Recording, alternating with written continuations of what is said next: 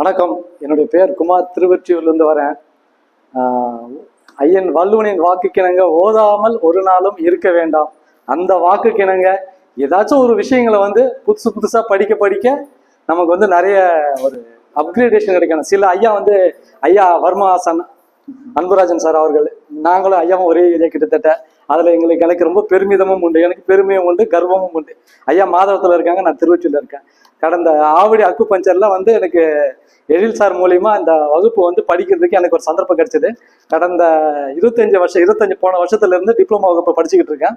ஐயா எப்படி சொல்றதுன்னா, ஒரு களஞ்சியம் மடை திறந்த வெள்ளம் போல அப்படியே அவங்களுக்கு என்ன இது வரைக்கும் அவங்க ஆசான் கிட்ட எவ்வளவு விஷயங்களை உள்வாங்கினாங்களோ அதை சொல்லுது. இந்த மாற்றாந்தாய் மனப்பான்மை இல்லாம அப்படியே எங்களுக்கு சொல்லுவாங்கல்ல, இந்த கைப்புண்ணு பாக்குறதுக்கு கண்ணாடி எதிர்க்கின்ற மாதிரி அவங்ககிட்ட இருக்கிற எல்லா விஷயமும் எங்களுக்கு சொல்லி கொடுத்தாங்க. எனக்கு மட்டும் இல்ல, இங்க வந்திருக்க அனைத்து மாணவர்களுக்கும் சொல்லி கொடுத்தாங்க. ரொம்ப ரொம்ப கனிவோட ஒரு டவுட்டை நான் நீங்க கரெக்டா செய்யற வரைக்கும் நான் விட மாட்டேன் அப்படின்ற மாதிரி ட்ரில்லாம் எங்களை எடுத்தாங்க. அது வரைக்கும் ரொம்ப ரொம்ப சந்தோஷம். கடந்த ஒரு வருஷமா நாங்க டிப்ளமா வர்மா கிளாஸ் படிச்சோம். வர்மா படிச்சுட்டு இன்னைக்கு எக்ஸாம் எழுதியிருக்கோம்.